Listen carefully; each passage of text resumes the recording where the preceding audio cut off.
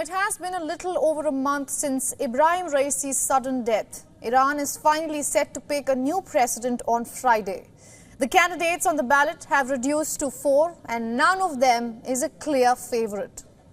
80 candidates entered the race to be president. The Guardian Council approved only 6, barring all 7 of the women candidates. And in the final stretch, 2 of them, both conservatives, have already dropped out in the last 12 hours. Amir Hussain Hashemi was the first to resign from the candidacy. Hashemi was one of Raisi's vice presidents, and he had campaigned on a continuation of the former president's policies. And as he pulled out, Hashemi urged other conservative candidates to offer a united front. Soon after, Tehran's mayor Ali Reza Zakini joined Hashemi and boarded the withdrawal wagon. Zakani had attempted to run for president in 2013 as well as 2017. It was only in 2021 that he received approval from the Guardian Council, only to withdraw his candidacy as he backed out yet again this time. Zakani also asked the 2 conservative candidates to unite and not leave the revolutionary forces' rightful demands unanswered. Emerging as the most significant of them is Mohammad Baqir Qalibaf. He has served as Speaker of the Parliament since 2020. He boasts an extensive military history, including 3 years as Commander of the Islamic Revolutionary Guards Corps Air Force. The 3 other candidates have all been IRGC officials as well, and this is where it gets interesting. Qalibaf maintains close ties to the IRGC. He is known for his role in crackdowns on student protests in Iran while serving as an IRGC general and later as the police chief. The second key contender is another conservative, Syed Jalili. Though he served as the country's nuclear negotiator, Jalili is a critic of international negotiations over Iran's nuclear program. If elected, Jalili is expected to continue the harsh crackdown on anti-government protests and on Iranian women accused of violating the country's mandatory hijab rule. Now, Mustafa Pur Mohammadi is the only cleric in the race, also a conservative. He had a leading role in the 1988 executions of thousands of political prisoners held in Iranian jails. Let's now look at the sole reformist in the race, Masoud Pezeshkian. He has been based in campaign around Iranian women, youth and ethnic minorities. He has focused on reopening nuclear talks with the West. Analysts even say that allowing Pezeshkian to run could be an attempt to increase voter turnout. The question is, will Iran's moderates turn out in favor of Pezeshkian, or will they not turn out at all?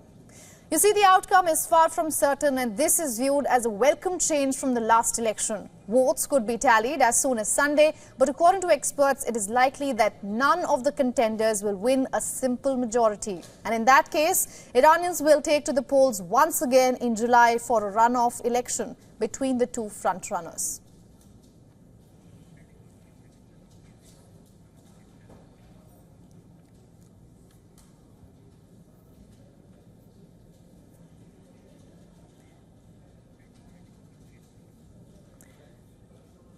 We would like to remind our viewers at this point that this election comes at the helm of an untimely death of Ebrahim Raisi, who was the president of Iran and a close ally of the leader, the supreme leader of Iran, Ayatollah Ali Khamenei, who also directly and indirectly plays a crucial role when it comes to Iran's presidential elections. Just 12 hours from now, we will see the 4 men contesting, and the voters' turnout is under question as we speak.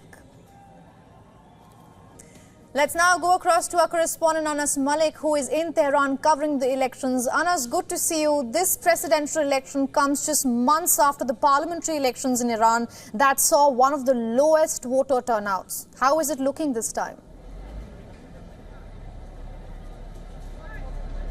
Well, good evening to you from Tehran and all the viewers here back across. Now, it's a hot humid and sunny day in Tehran. It was 36 degrees and it's expected to go 38 degrees tomorrow as the country goes out to vote. Ananya, I'm currently standing in the Tajrish Bazaar, the historical Tajrish Bazaar, where you would find all sorts of spices just as you walk in from here, which is literally towards my right.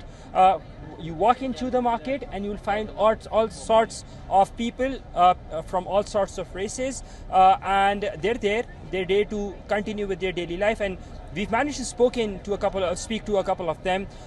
Most of them were disappointed for how things have panned out in the past couple of years, in the previous government precisely, but they're hopeful.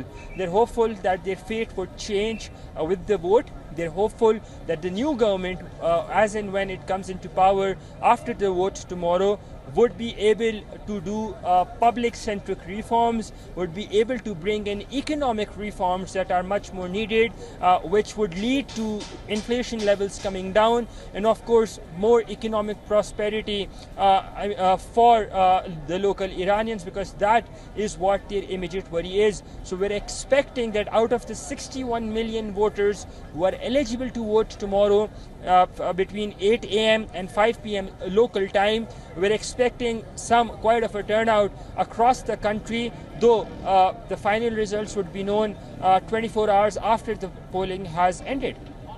Ananya? Absolutely, Anas, and I would want to talk to you about Masoud Pezeshkian, because that is one man, the only reformist in Iran's presidential election, and he seemed to be a sort of in the middle ground when it comes to Iran and not just the West but the rest of the world. He wants to open talks when it comes to the nuclear talks, the JCPOA, and he also wants to talk about the women, the youth, which is something we're not hearing from the other candidates so much. What are you hearing from the voters when it comes to a reformist like Pezeshkian?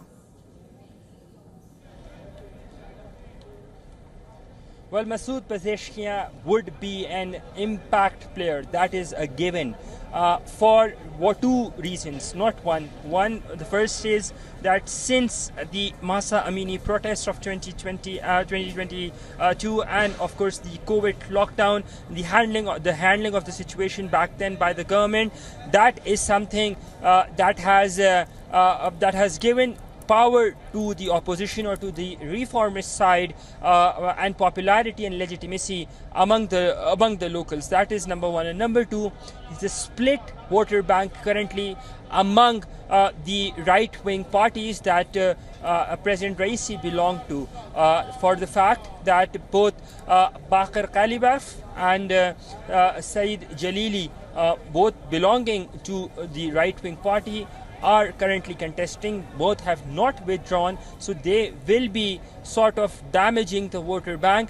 But Masoud Pezeshkian remains to be the popular candidate, and I would not be surprised, or people should not be surprised, in case if it's a closed margin race, right, or in case if even Masoud Pezeshkian ends up becoming the next president of Iran after tomorrow's polls. Ananya? All right, Anas, thank you so much for getting us all those updates from Tehran. For all the latest news, download the WION app and subscribe to our YouTube channel.